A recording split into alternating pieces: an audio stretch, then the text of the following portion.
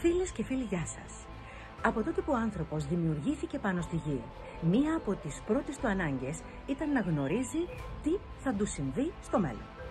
Έχοντας πλήρη αίσθηση πως μία σημαντική απόφαση που θα πάρει κάποιος στο παρόν θα επηρεάσει τη μελλοντική του ζωή σε μεγάλο βαθμό, έψαχνε πάντοτε τρόπους να το αποκαλύψει.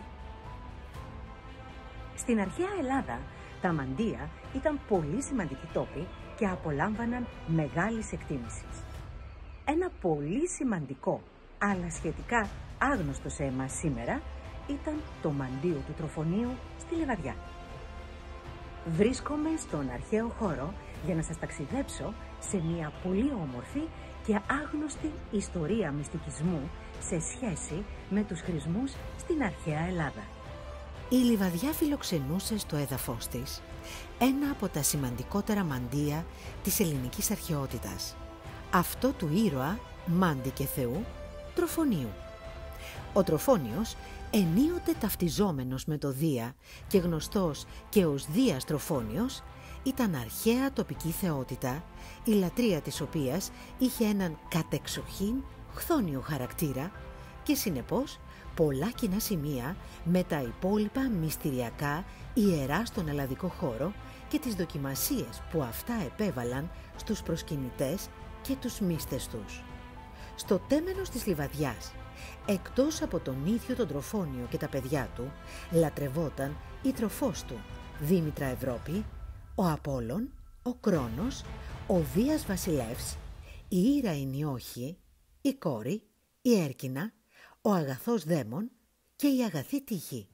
Το ιερό τέμενος με το άλσος, το μαντίο του Τροφονίου και τα διάφορα κτίρια βρισκόταν στην περιοχή των πηγών της Έρκινας, της σημερινής Κρίας, και πιθανώς εκτινόταν σε τμήμα του Φαραγγιού στο λόφο του Μεσαιωνικού κάστρου και στα γύρω υψώματα. Τα ίχνη του όμως έχουν χαθεί από το αμήλικτο πέρασμα των αιώνων και τη συνεχή ανθρώπινη δραστηριότητα στην περιοχή. Η κάθοδος κατάβασης στο άνδρο του Τροφονίου αποτελούσε μια ολόκληρη ιεροτελεστία με σκοπό το πλήρη εξαγνισμό του χριστηριαζομένου. Αυτός, συνοδευόμενος από 2 13χρονα παιδιά της πόλης που τα αποκαλούσαν Ερμές, λουζόταν αρχικά στα νερά της Έρκινας και ακολούθως αλιφόταν με έλαιο.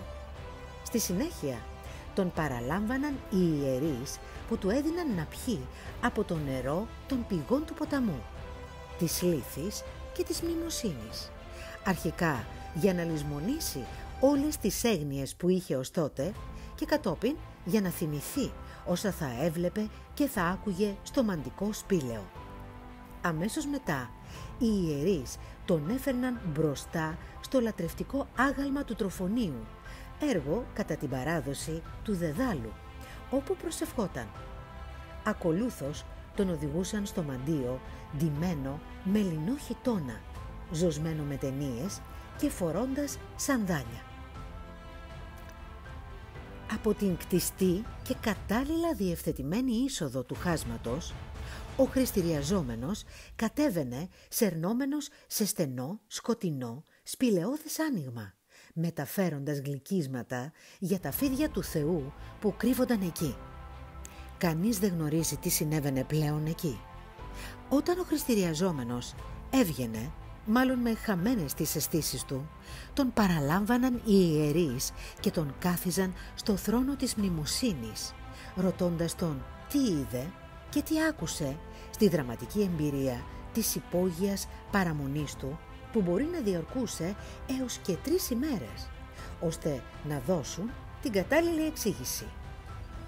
Κατόπιν τον παρέδιδαν στους συνοδούς ή οικείους του, φοβισμένο και χωρίς επίγνωση του εαυτού του. Στη συνέχεια τον μετέφεραν στον οίκο του αγαθού Δαίμονος και της αγαθής Τύχης, όπου είχε διαμείνει και αρχικά, ώστε να ανακτήσει βαθμιδών τις δυνάμεις του. Πριν αποχωρήσει, κατέγραφε τις εμπειρίες του σε πινακίδα που άφηνε στο ιερό. Ο Πλούταρχος, που καταγόταν από τη γειτονική Χερόνια, συνέγραψε ειδικό έργο αφιερωμένο στο τελετουργικό που ακολουθούνταν εκεί με τίτλο «Περί της Ιστροφωνίων κατά βάσεως». Σε αυτή την εντελώς ιδιότυπη και παράδοξη κάθοδο στο υπόγειο Σπήλαιο αναφέρεται και ο σύγχρονος του Παυσανία ο Λουκιανός. Από το κάποτε ακμάζον ιεροτέμενος και μαντίο του Τροφονίου δεν έχει σωθεί σχεδόν τίποτα, παρά μερικές κόγχες λαξευμένες στο βράχο του φαραγιού της Έρκινας, στους πρόποδες του υψώματος του μεσαιωνικού φρουρίου για την τοποθέτηση αναθυμάτων.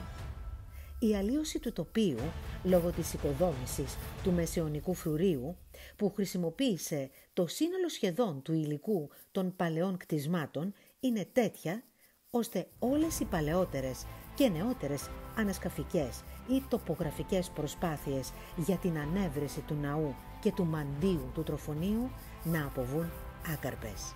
Όπως βλέπουμε, οι άνθρωποι από την αρχαιότητα μέχρι σήμερα δεν δίσταζαν να κάνουν τα πιο επικίνδυνα και τα πιο παλαβά πράγματα, θα λέγαμε, να μπουν σε άγνωστα υπόγεια μέρη, σε άγνωστες υπόγειες σπηλιές, να έχουν μαζί τους γλυκίσματα για να τα δώσουν σε φίδια, να πιούν ακόμη και παραισθησιογόνα και να χάσουν την αίσθηση του τόπου και του χρόνου, προκειμένου να μάθουν να εξασφαλίσουν τη γνώση του μέλλοντος.